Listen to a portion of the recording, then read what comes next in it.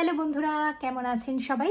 Simply আবান্তিকার নতুন একটি ভ্লগে আপনাদের স্বাগত জানাই। আমেরিকা বহু মানুষের স্বপ্ন থাকে উচ্চশিক্ষার জন্য আমেরিকায় পাড়ি দেওয়া। সেই অনুযায়ী তারা দীর্ঘকালীন প্রস্তুতিও শুরু করে। তারা আমেরিকান ইউনিভার্সিটিগুলোতে অ্যাডমিশন নেওয়ার যে এন্ট্রান্স এক্সাম, সেইগুলোতেও তারা যথেষ্ট ভালো মানের স্কোর করে থাকে। তারা তাদের সমস্ত ডকুমেন্টস রেডি করে, স্কলারশিপের জন্য অ্যাপ্লাই করে, স্টুডেন্ট লোনের জন্য অ্যাপ্লাই করে, তাদের ফিনান্সিয়াল ডকুমেন্টস সেইভাবে তৈরি করে।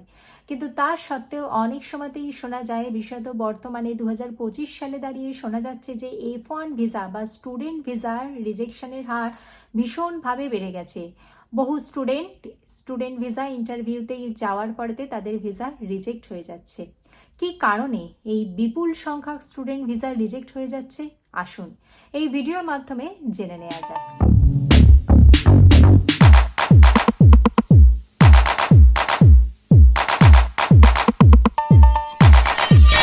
বর্তমানে 2025 সালে স্টুডেন্ট ভিসা বিভিন্ন কারণে রিজেক্ট হতে পারে। তার কতগুলি কারণ আমি একে একে করে আপনাদের সাথে শেয়ার করছি। নাম্বার 1, ধরুন আপনি যখন স্টুডেন্ট ভিসা অ্যাপ্লিকেশন করছেন তখন আপনার সমস্ত ডকুমেন্ট সাবমিট করলেন। সেখানেতে আপনার এই কোর্সটা কে স্পন্সর করবেন তাকে আপনি ঠিক করলেন এবং তার সমস্ত ডকুমেন্টস দিলেন, কিন্তু তার সোর্স অফ ইনকাম কি সেটা আপনাকে জানাতে হবে। আপনি হয়তো ফার্স্ট বা সেকেন্ড দুটো সেমেস্টারের টাকা আপনি জোগাড় করলেন। অনেক সময়তে এমন দেখতে পাওয়া গেছে যে আমেরিকায় আসার পরে পরবর্তী সেমেস্টারের আর টাকা জোগাড় করা সম্ভব হচ্ছে না, তার সেই অর্থনৈতিক সেইভাবে স্বাবলম্বী নয়। আমেরিকাতে আসার পর তারা বিভিন্ন ধরনের পার্ট টাইম জবে জয়েন করছে, বিভিন্ন ধরনের ক্যাশ জবে জয়েন করছে, কিন্তু বর্তমানে সমস্ত দরজা বন্ধ হয়ে গেছে। বর্তমানেতে কিন্তু স্টুডেন্টদের পার্ট টাইম জবের প্রতিও কিন্তু প্রচুর পরিমাণে রেস্ট্রিকশন করা হয়েছে, তাদের ক্যাশ জবের প্রতিও রেস্ট্রিকশন করা হয়েছে। তাই আপনাকে কিন্তু সমস্ত অর্থনৈতিক দিকটা কিন্তু ভীষণভাবে দেখতে হবে। আপনাকে যিনি কোর্সটা স্পন্সর করবেন তার সমস্ত ফিনান্সিয়াল ডকুমেন্টস কিন্তু আপনাকে সাথে ক্যারি করতে হবে। আর আপনার এই অর্থনৈতিক দিকটা কিন্তু ভীষণভাবে খেয়াল রাখবেন ইনি ভিসা অফিসার। নাম্বার 2, ভিসা অফিসারের যদি মনে হয়ে গিয়ে থাকে যে আপনি আপনার আমেরিকাতে স্টুডেন্ট ভিসা নিয়ে যাওয়ার পরে আর দেশে ফিরবেনই না, আমেরিকাতে স্থায়ীভাবে থেকে যাওয়ার সম্ভাবনা রয়েছে, তাহলে তার কাছে কিন্তু সম্পূর্ণ রাইট রয়েছে আপনার ভিসাটি ক্যান্সেল করে দেওয়ার। ভিসা ইন্টারভিউর সময় আপনাকে হয়তো বিভিন্ন ধরনের প্রশ্ন আসতে পারে যে আপনার দেশেতে আপনার ফ্যামিলি মেম্বার্স বা আপনার দেশের প্রতি আপনার কিরকম বন্ডিং বা আপনাদের কীরকম সোশ্যাল সিকিউরিটি রয়েছে, সেই সমস্ত প্রশ্নের কিন্তু একদম ঠিক জবাব দেবেন। আপনাকে কিন্তু বিভিন্নভাবে জানতে চাওয়া হবে যে দেশের প্রতি আপনার বন্ডিং কতটা, নাকি আপনি আমেরিকায় গিয়ে সেখানে স্থায়ীভাবে বসবাস স্থাপন করবেন। আপনাকে কিন্তু বিভিন্ন ধরনের প্রশ্ন করা হবে, কিন্তু আপনাকে কিন্তু সঠিক উত্তর দিতে হবে এবং আপনাকে কিন্তু এটাই বোঝাতে হবে ভিসা অফিসারকে যে আপনি আজকে পড়াশুনোর জন্য আমেরিকায় যাচ্ছেন। পড়াশুনো কমপ্লিট হয়ে যাবার পর আপনি আপনার দেশে ফিরে আসবেন। আপনার দেশে আপনার রিলেটিভস রয়েছে, আপনার সোশ্যাল বন্ডিংস রয়েছে, দেশেতে আপনার গ্রোয়িং ইকোনমি রয়েছে, সেখানেতে আপনি জবে জয়েন করতে পারেন, সেখানে আপনি স্টার্ট আপ করতে পারেন বা সেখানকার ইকোনমিকে আপনি ডেভেলপ করতে পারেন। আপনি আজকে আমেরিকাতে যাচ্ছেন নলেজ গ্যাদার করার জন্য, নিজেকে আপগ্রেড করার জন্য, আপনি সেই স্কিলটাকে আপনার দেশের উন্নতির কাজে লাগাবেন। এরকমভাবে কিন্তু আপনাকে ভিসা অফিসারকে কনভিন্স করতে হবে। সবসময়তে simple to the point answer দেবেন, অযথা আপনার আনসারকে দীর্ঘায়িত করবেন না। সঠিক প্রশ্নের সঠিক উত্তর দেবেন। আপনার ভিসা অ্যাপ্লিকেশন ফর্ম যখন ফিল আপ করবেন তখন ভীষণভাবে সতর্ক থাকবেন যেন কোনো ভুল উত্তর না দিয়ে থাকেন।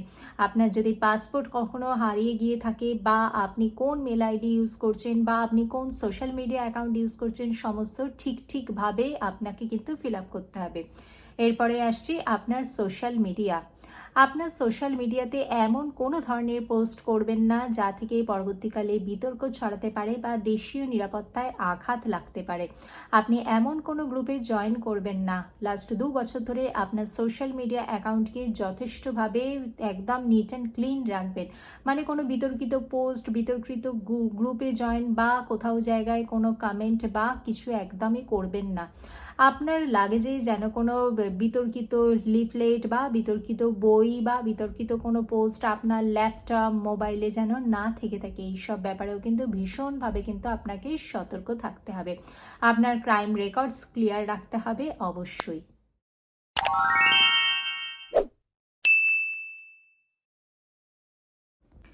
আপনি যখন ইউনিভার্সিটি ঠিক করবেন তখন চেষ্টা করবেন যে উচ্চমানের ইউনিভার্সিটিগুলোতে অ্যাডমিশন নেওয়া।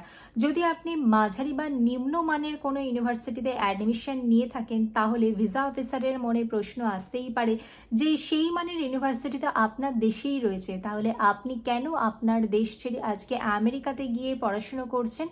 তাই চেষ্টা করবেন উচ্চমানের কোনো ইউনিভার্সিটিতে অ্যাডমিশন নেওয়া, যে ইউনিভার্সিটি থেকে কাজের সম্ভাবনা প্রবল বা যে ইউনিভার্সিটি থেকে চাকরির সম্ভাবনা প্রবল বা যেখানেতে আপনার রিসার্চের স্কোপ ভালো মতো রয়েছে সেই রকম কোনো ইউনিভার্সিটিতে অ্যাডমিশন নেওয়া। মানে আমেরিকার ভিসা রিজেকশনের হার কিন্তু ভীষণভাবে বেড়ে গেছে, তা সে আমেরিকার স্টুডেন্ট ভিসাই হোক বা ট্যুরিস্ট ভিসাই হোক।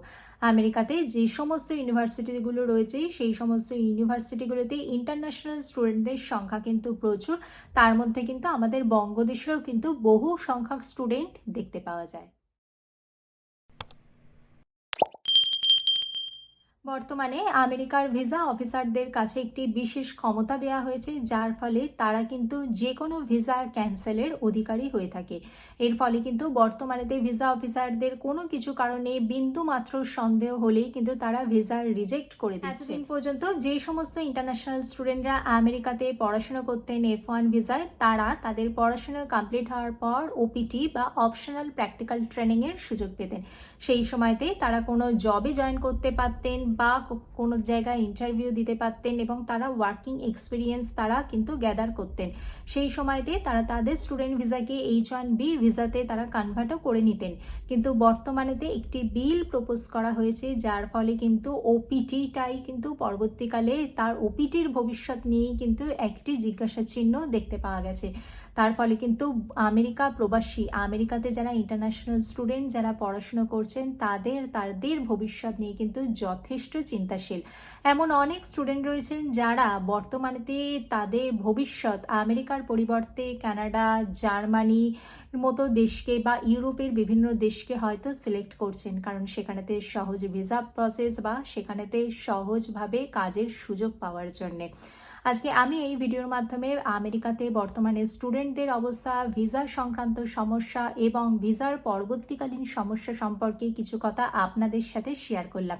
এই ভিডিওর মাধ্যমে আমি কারোকেই ডিমোটিভেট করিনি। আমি এই ভিডিওর মাধ্যমে আমেরিকার স্টুডেন্টদের কঠিন বাস্তব পরিস্থিতি আপনাদের সাথে শেয়ার করলাম। ভিডিওটি ভালো লাগলে লাইক করবেন, চ্যানেলটিকে সাবস্ক্রাইব করবেন। দেখা হচ্ছে পরবর্তী ভিডিওতে। ভালো থাকবেন, সুস্থ থাকবেন। নমস্কার।